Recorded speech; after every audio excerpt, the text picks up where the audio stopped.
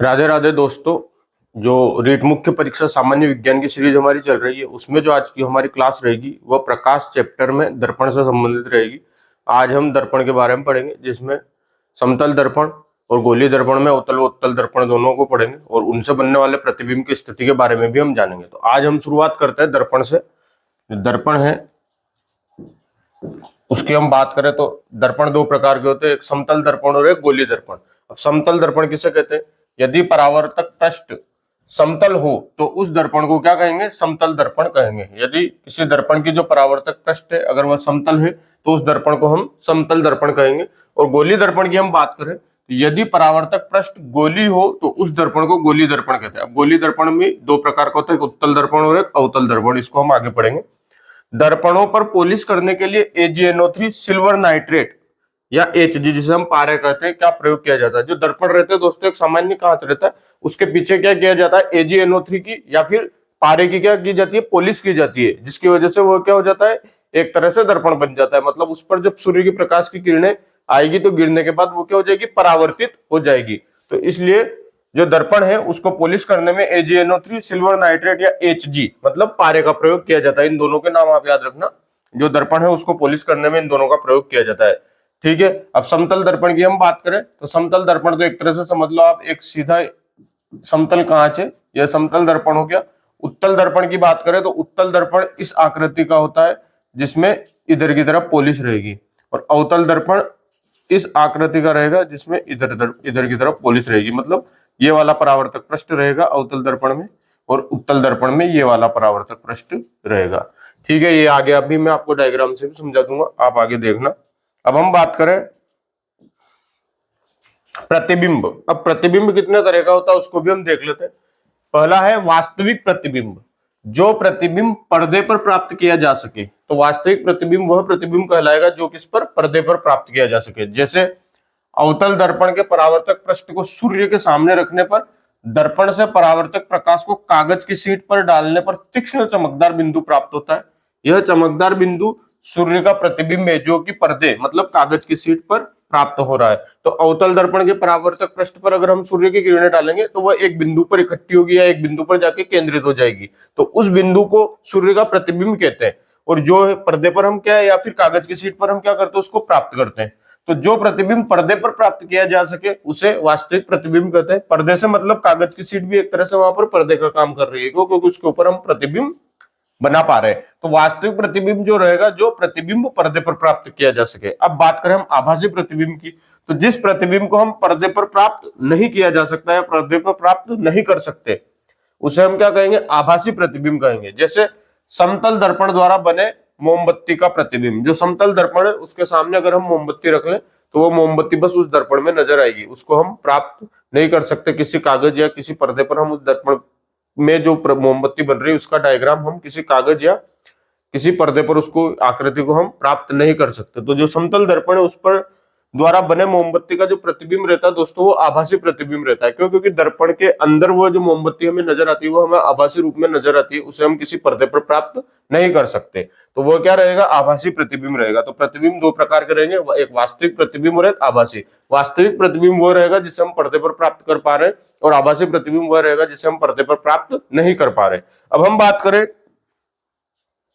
समतल दर्पण से परावर्तन। समतल दर्पण से परावर्तन कैसा होता है इसके भी कुछ पॉइंट है, मुख्य मुख्य बिंदु, उनको हम देख लेते हैं। समतल दर्पण द्वारा बना प्रतिबिंब सीधा होता है, यह आभासी मतलब काल्पनिक होता है। जो समतल दर्पण द्वारा जो प्रतिबिंब बनेगा दोस्तों, पहली बात तो वह सीधा रहेगा और दूसरी बात रहेगी वह आभासी रहेगा। यह हमेशा रहेगा, कोई सी भी कंडीशन हो, समतल दर्पण में अगर कोई प्रतिबिंब बनेगा दोस्तों तो वह एक तो सीधा बनेगा और दूसरा वह क्या बनेगा? आभासी बनेगा। अब सीधे से मतलब रहेगा जो पार्श्व उल्टा यहाँ पर लिखा है इसका मतलब ये है जो आपका दायां भाग है वो बायां हो जाएगा और बायां भाग क्या हो जाएगा? दायां हो जाएगा, उसे हम पार्श्व उल्टा कहेंगे। लेकिन सीधे से मतलब ये है कि आप दर्पण के सामने खड़े हो तो आपका सर आपकी सर की सीध में ही रहेगा। ऐसा नहीं कि आप दर्पण के सामने खड़े हो तो पांव ऊपर आ गया और सर नीचे चला गया, उस बात की बात हो रही है। सीधे से मतलब ये है कि अगर आप दर्पण के सामने, मैं जिस कंडीशन में अभी आपके सामने खड़ा हूं, अगर इसी कंडीशन में आप दर्पण के सामने खड़े रहोगे तो जो आपका सिर है वो सिर के सामने रहेगा, आंखें आंखें के सामने रहेगी। ये सीधे से मतलब है। और पार्श्व उल्टे से मतलब ये है कि आपका दायां भाग बायां, बायां भाग दायां, ये हो जाएगा। इसको हम बोल रहे हैं पार्श्व उल्टा। ठीक है, तो समतल दर्पण में दायां भाग बायां और बायां भाग दायां हो जाता है प्रतिबिंब में। लेकिन जो प्रतिबिंब रहता है वो क्या बनता है, सीधा बनता है, और यह क्या रहेगा, आभासी रहेगा। आभासी को हम काल्पनिक भी कहते हैं। अब हम बात करें समतल दर्पण में प्रतिबिंब का आकार वस्तु के आकार के बराबर होता है। याद रखना, जो समतल दर्पण है उसमें जो प्रतिबिंब का आकार रहेगा वो वस्तु के आकार के बराबर रहेगा। हम अगर कांच के सामने खड़े होते तो इसका मतलब ये नहीं कि हम बड़े हो गए या फिर छोटे हो गए। हम जैसे कांच के सामने खड़े रहते हैं तो हम कांच में वैसे ही नजर आते हैं जैसे हमारी वास्तविक स्थिति है। मतलब समतल दर्पण में प्रतिबिंब का आकार क्या रहेगा, वस्तु के आकार के बराबर रहेगा। अब अगर हम बात करें, प्रतिबिंब दर्पण के पीछे उतनी ही दूरी पर बनता है जितनी की दर्पण के सामने बिंब की दूरी होती है। मैं आपको भी 2-4 बार मैंने आपको सामने कांच वर्ड का यूज किया, आप उस कांच को दर्पण समझे। कांच से मतलब क्या है, दर्पण। दर्पण के सामने हम घरों में सामान्य रूप से कांच का ही प्रयोग करते हैं, दर्पण हम कहते नहीं। इसलिए मैंने भी आपको 2-4 बार कांच शब्द का प्रयोग किया है। तो आप याद रखें, कांच का मतलब यहाँ पर दर्पण में कहना चाह रहा हूं। हम दर्पण के सामने जब खड़े होते हैं तो हमारी जो वास्तविक स्थिति रहती है वही दर्पण हमें दिखाता है, और जो हमारा वास्तविक आकार रहता है वही हमें दर्पण दिखाता है। ऐसा नहीं कि हम उसके सामने खड़े हुए तो उसने हमें छोटा कर दिया या बड़ा कर दिया। तो समतल दर्पण में प्रतिबिंब का आकार वस्तु के आकार के बराबर होगा। अब देखो आप, प्रतिबिंब दर्पण के पीछे उतनी ही दूरी पर बनता है जितना दर्पण के सामने बिंब की दूरी होती है। तो जब हम दर्पण के सामने खड़े होते हैं तो हम उतनी ही दूरी पर दर्पण के अंदर खड़े होते हैं, या दर्पण में हमारा प्रतिबिंब उतनी ही दूरी पर बनता है जितना हम उस दर्पण के आगे रहते हैं। ठीक है। किसी वस्तु का पूरा प्रतिबिंब, ये सबसे इंपॉर्टेंट पॉइंट है, किसी वस्तु का पूरा प्रतिबिंब देखने के लिए समतल दर्पण का आकार वस्तु के आकार का कम से कम कितना होना चाहिए, आधा होना चाहिए। याद रखना, ये राजस्थान बोर्ड कक्षा 10 में आया था अभी इसी वर्ष, जो 2025 बोर्ड के एग्जाम हुए थे, तो राजस्थान बोर्ड कक्षा 10 में यह प्रश्न पूछा गया था कि किसी वस्तु का पूरा प्रतिबिंब देखने के लिए समतल दर्पण का आकार वस्तु के आकार का कम से कम आधा होना चाहिए। 8वीं बोर्ड में पूछा गया था, सॉरी 8वीं बोर्ड में यह प्रश्न आया था कि किसी वस्तु का पूरा प्रतिबिंब देखने के लिए समतल दर्पण का आकार वस्तु के आकार का कम से कम कितना होना चाहिए। तो यहाँ पर आ जाएगा आपका उत्तर आधा होना चाहिए, क्योंकि दोनों बोर्डों में से किसी न किसी एक बोर्ड में इसका प्रश्न जरूर आया था। 8वीं बोर्ड या 10वीं बोर्ड, उसमें इसका प्रश्न का जो था वो आया था। तो इस पॉइंट को आप याद रखें कि किसी वस्तु पर का पूरा प्रतिबिंब देखने के लिए समतल दर्पण का आकार वस्तु के आकार का कम से कम आधा होना चाहिए, क्योंकि बोर्ड परीक्षा में भी यह प्रश्न पूछा गया। तो नॉर्मल रूप से आप इसको याद रखना, क्योंकि इसका आने के चांस है, क्योंकि इन पॉइंटों में ये इंपॉर्टेंट है। एक समतल दर्पण के अगर आगे कोई व्यक्ति खड़ा है तो उसकी अगर आधी हाइट का वो दर्पण है तो उसमें आदमी जो है पूरा नजर आएगा। तो समतल दर्पण का आकार क्या रहना चाहिए, आधा रहना चाहिए। अब हम देखते हैं समतल दर्पण में बनने वाले प्रतिबिंबों की संख्या। यदि दो समतल दर्पण थीटा कोण पर झुके हो तो उनके बीच बने प्रतिबिंबों की संख्या n बराबर होगा 360 बटा थीटा माइनस 1। अब हम बात करें, किंतु 360 बटा थीटा का मान विषम संख्या 1, 3, 5, 7, 9, 11 होने पर 1 नहीं घटाया जाता। ये तो बस लाइन है, आप इसको देख लो। अब इसको एग्जांपल के थ्रू आप समझोगे तो आपके समझ में आ जाएगा ये क्या कहना चाह रहा है। अगर हम किसी समतल दर्पण है, दो दर्पण है जो एक दूसरे पर थीटा कोण पर झुके हुए हैं, तो उन दर्पण द्वारा किसी वस्तु के जो प्रतिबिंब बनेंगे उन प्रतिबिंबों की संख्या जो रहेगी वह रहेगी 360 बटा थीटा माइनस 1। अब अगर 360 बटा थीटा का मान विषम आता है, 1, 3, 5, 7, 9, 11 आता है, तो 1 नहीं घटाएंगे। अब इसको आप एग्जाम्पल के थ्रू समझो। जैसे कि दो दर्पण है जो 40 डिग्री पर झुके हुए, तो मान लो एक दर्पण ये रहा, एक दर्पण ये रहा। ठीक है, ये दो दर्पण मैंने क्या किए, इनको चिपका दिए। अब ये कितने 40 डिग्री पर झुके हुए। अब मान लो मैंने यहाँ पर एक मोमबत्ती बना दी। अब इस मोमबत्ती के इन दोनों दर्पण में कुल कितने प्रतिबिंब बनेंगे उसकी बात हो रही है यहाँ पे। तो दो दर्पण जो 40 डिग्री पर झुके हुए, एक दर्पण ये रहा, एक दर्पण ये रहा, है ना। ये दोनों दर्पण है, ये परावर्तक पृष्ठ का लेप हो रहा है इस पे, ये दोनों परावर्तक पृष्ठ है, ये वाली और ये वाली, है ना। इस पे पीछे की तरफ क्या AgNO3 या Hg का लेप हो रहा है। ठीक है। अब जैसे इस मोमबत्ती का दर्पण, इन दोनों दर्पणों में प्रतिबिंब बनेंगे तो उन प्रतिबिंबों की संख्या क्या होगी उसके बारे में यहाँ पर प्रश्न हो रहा है। तो अब आप देखो, थीटा का मान कितना, 40 डिग्री, मतलब 40 डिग्री पर दोनों दर्पण क्या एक दूसरे के सामने झुके हुए। तो प्रतिबिंबों की संख्या आप देखो, थीटा 40 डिग्री दे दिया, n बराबर होगा 360 बटा थीटा माइनस 1। 360 बटा थीटा माइनस 1, हमने 360 बटा थीटा पहले करना है। तो 360 बटा थीटा की वैल्यू 40 हमने करी तो क्या आया, 9 आया। अब हम 9 क्या है, विषम आया। तो यहाँ क्या लिखा हुआ है, 360 बटा थीटा का मान विषम संख्या होने पर 1 नहीं घटाएंगे। 360 बटा थीटा माइनस 1 फॉर्मूला है, लेकिन 360 बटा थीटा का मान 9 आ गया, और 9 क्या है, विषम संख्या है। 1, 3, 5, 7, 9, 11, 13, इस प्रकार से संख्या चलती रहेगी। तो ये जो है 9 क्या है, विषम संख्या है। तो 9 विषम संख्या है, तो हमने क्या किया, इसमें से 1 नहीं घटाया। मतलब थीटा बराबर 40 डिग्री होने पर प्रतिबिंबों की संख्या क्या रहेगी दोस्तों, 9 रहेगी।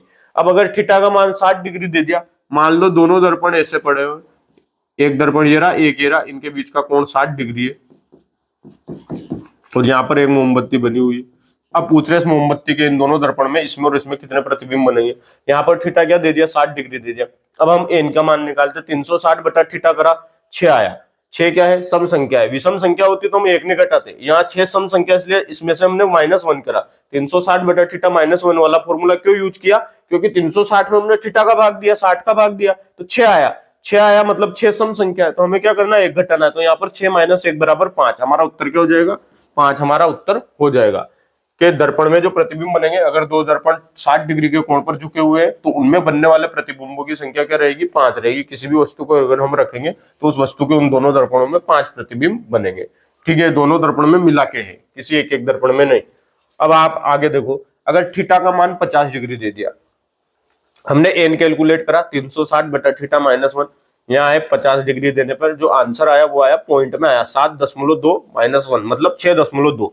याद रखें, अब आंसर क्या आया, 6.2 आया। अब यहाँ 6.2 को पूर्ण संख्या में लिखते हैं, मतलब प्रतिबिंबों की संख्या क्या रहेगी, 7 रहेगी। 6.2 को 6 से अगर पॉइंट 1 भी ऊपर है, इसका मतलब हमें अगली संख्या लेनी है। याद रखना 6.2 दे रखा, तो यहाँ पर प्रतिबिंबों की संख्या क्या हो जाएगी, 7। तो 7 प्रतिबिंब बनेंगे। ये पॉइंट आप याद रखना, जो प्रतिबिंबों की संख्या रहेगी दोस्तों वो क्या रहेगी, 7 रहेगी। क्यों, क्योंकि यहाँ 6.2 दे रखा, 6 से थोड़ा सा ऊपर होते ही हम क्या करेंगे, उसको पूरा मानेंगे, अगली संख्या मतलब 7 पूरा मानेंगे।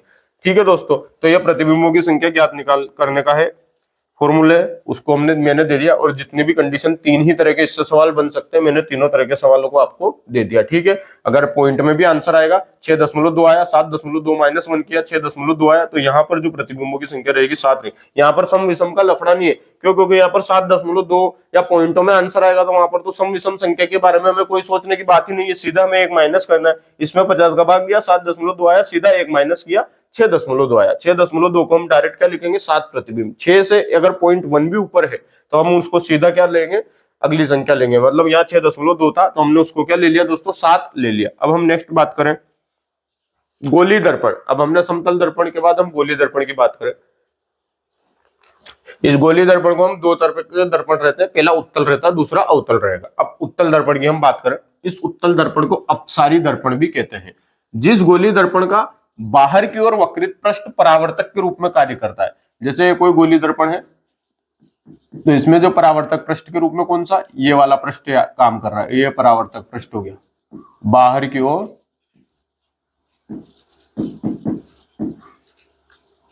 की ओर वक्रित पृष्ठ। ये जो पृष्ठ है बाहर की ओर उठा हुआ है, ये इसमें क्या रहेगा, परावर्तक पृष्ठ रहेगा। ये क्या रहेगा, उत्तल दर्पण। इसको हम क्या बोलेंगे दोस्तों, उत्तल दर्पण। अभी इसका डायग्राम आगे भी आएगा।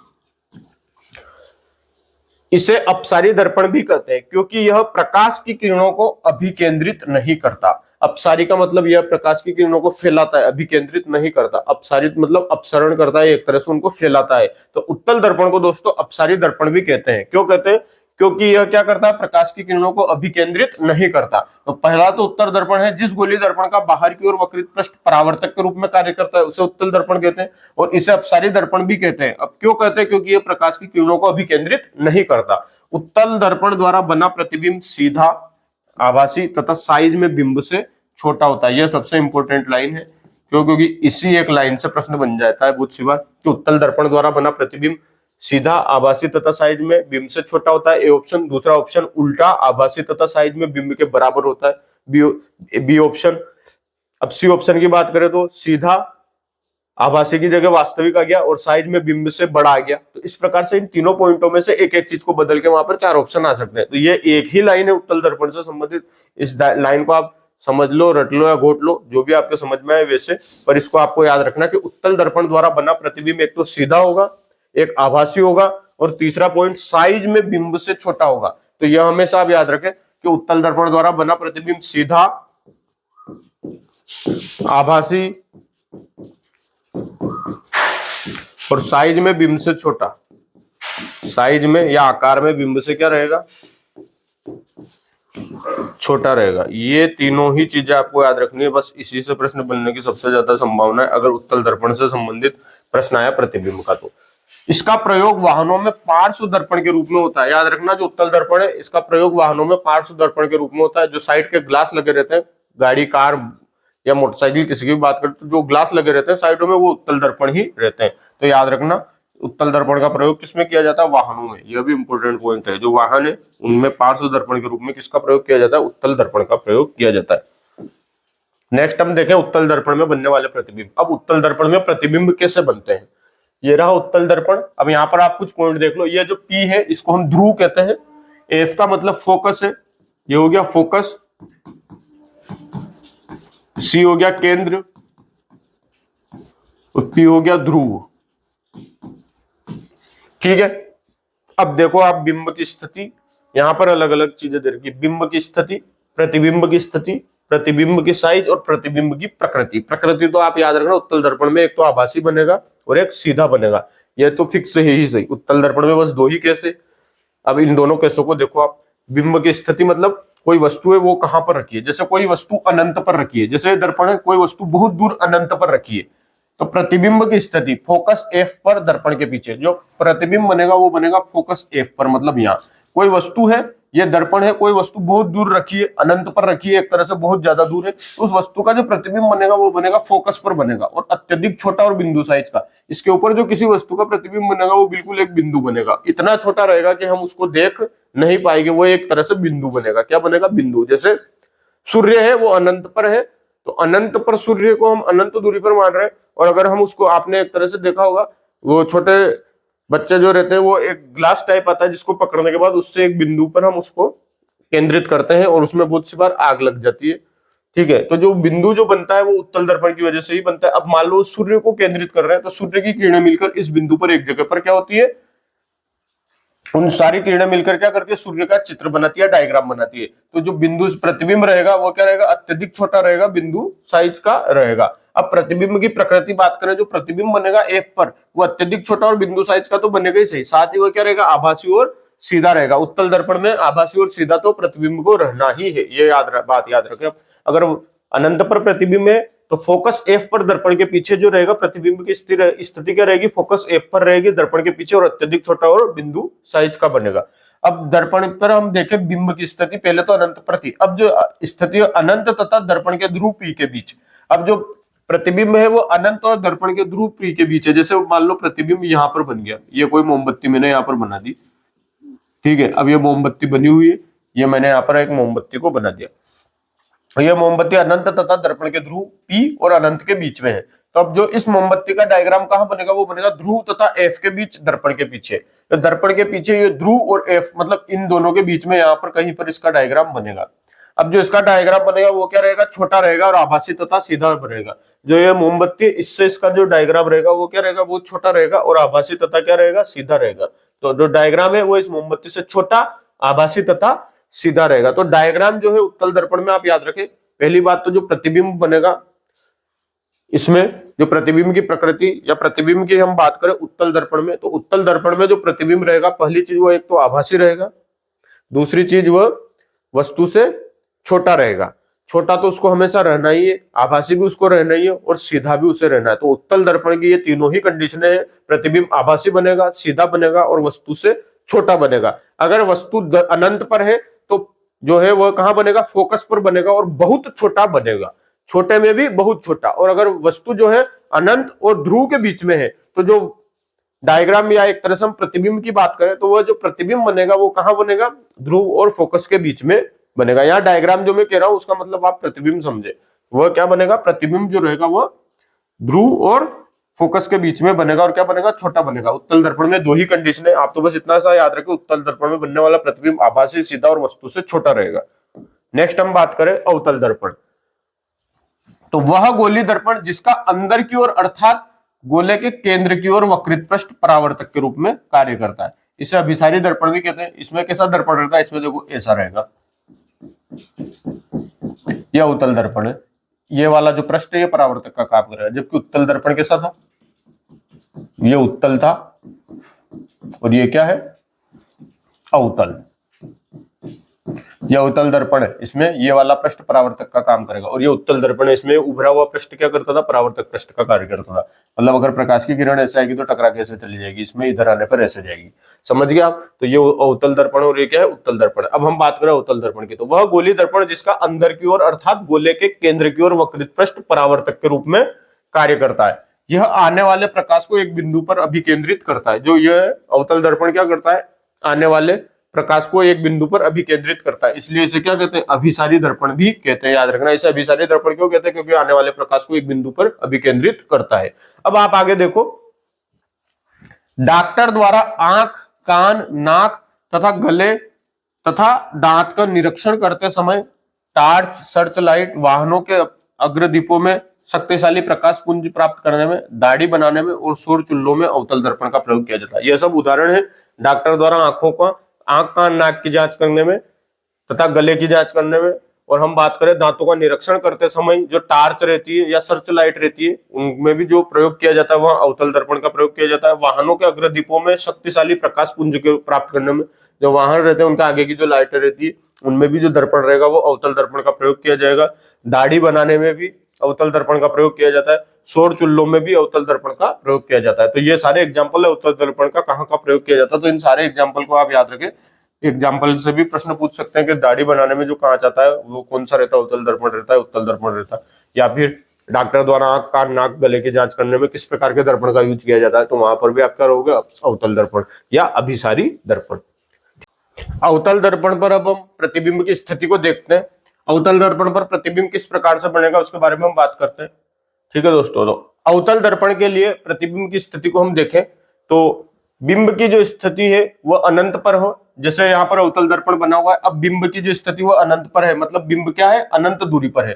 तो प्रतिबिंब की स्थिति, प्रतिबिंब कहां बनेगा, फोकस एफ पर। जब जो वस्तु है वो बहुत दूर अनंत पर रखी हुई है, बिंब का मतलब आप एक तरह से समझ ले वस्तु, कोई वस्तु है उसकी हम बात कर रहे हैं। बिंब का मतलब कोई वस्तु है जो कहां पर रखी है, उसकी स्थिति की हम बात करेंगे। बिंब का मतलब आप वस्तु से ले ले, कोई वस्तु रखी हुई है, तो जो वस्तु है वह कहां पर है, अनंत पर है। तो प्रतिबिंब की स्थिति, उस वस्तु का प्रतिबिंब कहां बनेगा वो देखते हैं। जब वस्तु अनंत पर है तो प्रतिबिंब फोकस पर बनेगा। कहां पर बनेगा, इस फोकस एफ पर, मतलब वस्तु बहुत दूर अनंत पर रखी है, उसका प्रतिबिंब फोकस एफ पर बनेगा। और प्रतिबिंब की साइज क्या रहेगी, जो वस्तु का जो प्रतिबिंब बनेगा वो बनेगा अत्यधिक छोटा, लगभग बिंदु साइज का क्या रहेगा, प्रतिबिंब बनेगा। और प्रतिबिंब की प्रकृति क्या रहेगी, वास्तविक तथा उल्टा। जो प्रतिबिंब की प्रकृति रहेगी दोस्तों वह रहेगी वास्तविक, तथा उल्टा जो रहेगा वो प्रतिबिंब बनेगा। अब हम नेक्स्ट बात करें, जब वस्तु क्या है, सी से परे, मतलब इस सी से इधर की तरफ है, सी से दूर है पर ज्यादा दूर ना होकर सी के परे, मतलब सी के लगभग पास में कहीं पर इधर वस्तु है, मतलब अनंत और सी के बीच में कोई वस्तु है। तो प्रतिबिंब की स्थिति क्या रहेगी, एफ तथा सी के मध्य जो प्रतिबिंब बनेगा वो एफ और सी के बीच में बनेगा। कैसा बनेगा, छोटा बनेगा। और प्रतिबिंब की प्रकृति क्या रहेगी, वास्तविक तथा उल्टा। जो प्रतिबिंब रहेगा वो क्या बनेगा दोस्तों, वास्तविक तथा उल्टा बनेगा। तीसरा केस देखें, जब वस्तु या बिंब जो है वो कहां पर है, केंद्र पर, मतलब सी पर है। जब वस्तु या बिंब कहां पर है, सी पर है, तो जो प्रतिबिंब है वो भी कहां बनेगा, सी पर ही बनेगा। जब यहां पर वस्तु रहेगी तो इसका प्रतिबिंब भी यहीं पर बनेगा। कैसा बनेगा, समान साइज का, जैसी जिस प्रकार की वस्तु की साइज रहेगी उसी साइज का क्या बनेगा, प्रतिबिंब बनेगा। और प्रतिबिंब की प्रकृति क्या रहेगी दोस्तों, वास्तविक तथा उल्टा। जो प्रतिबिंब बनेगा दोस्तों वो वास्तविक तथा उल्टा बनेगा। अगला कंडीशन हम देखें, जब बिंब या वस्तु जो है एफ तथा सी के बीच में है। अब वस्तु या बिंब की हम बात करें तो वो सी और एफ या एफ और सी इन दोनों के बीच में यहां पर कहीं पर है। तो प्रतिबिंब की स्थिति कहां बनेगी, सी से परे। जो प्रतिबिंब बनेगा वो सी से परे, मतलब इधर बनेगा। जब वस्तु यहां पर है, इस जगह है सी और एफ के मध्य, तो इस वस्तु का जो प्रतिबिंब बनेगा दोस्तों वो इधर बनेगा, सी से परे, मतलब सी से दूर इधर। और प्रतिबिंब की साइज क्या रहेगी, वह प्रतिबिंब जो रहेगा दोस्तों वो बड़ा रहेगा। और प्रतिबिंब की प्रकृति की हम बात करें तो वास्तविक तथा उल्टा जो रहेगा वह क्या रहेगा, प्रतिबिंब रहेगा, वास्तविक तथा उल्टा। अब हम देखें बिंब या वस्तु की स्थिति एफ पर। जब बिंब या वस्तु कहां आ गया, या एफ पर आ गया, इस जगह आ गया, तो जो प्रतिबिंब की स्थिति रहेगी वो अनंत पर। अगर बिंब या वस्तु अवतल दर्पण में यहां पर है तो जो प्रतिबिंब है वो कहां बनेगा, अनंत पर बनेगा, बहुत दूर बनेगा। और कैसा बनेगा, प्रतिबिंब की साइज अत्यधिक बड़ा रहेगा। और प्रतिबिंब की प्रकृति जो रहेगी वो वास्तविक तथा उल्टा, वास्तविक और उल्टा प्रतिबिंब बनेगा। अब नेक्स्ट हम लास्ट कंडीशन देखते हैं, जब वस्तु जो है पी तथा एफ पर हो, मतलब बिंब कहां है, एफ, पी और एफ पर, P और F पर ना होगा, P और F के मध्य लिखो आप। जब वस्तु जो है P और F के मध्य, P तथा F के मध्य, वस्तु P तथा F के मध्य हो, P तथा F के मध्य अगर वस्तु है, अब इस कंडीशन में प्रतिबिंब क्या रहेगा, P और F के बीच में वस्तु क्या है, यहां पर कहीं पर है, तो अब प्रतिबिंब क्या बनेगा, दर्पण के पीछे। ठीक है, तो प्रतिबिंब जो रहेगा दर्पण के पीछे बनेगा। कैसा बनेगा, बड़ा बनेगा। प्रतिबिंब क्या रहेगा, बड़ा रहेगा। और कैसा रहेगा, आभासी तथा सीधा। जो ये एकमात्र कंडीशन है, इसमें क्या रहेगा, आभासी तथा सीधा बनेगा। तो इस कंडीशन को आप याद रखें। अवतल दर्पण की वो P तथा F के मध्य हो, जब वस्तु P और F मतलब ध्रुव और फोकस के मध्य होगा, तो प्रतिबिंब जो रहेगा दर्पण के पीछे बनेगा। प्रतिबिंब की साइज क्या रहेगी दोस्तों, बड़ी रहेगी, बड़ा बनेगा। और प्रतिबिंब की प्रकृति क्या रहेगी, आभासी तथा सीधा। जो प्रतिबिंब बनेगा दोस्तों वो आभासी और सीधा बनेगा। ठीक है दोस्तों।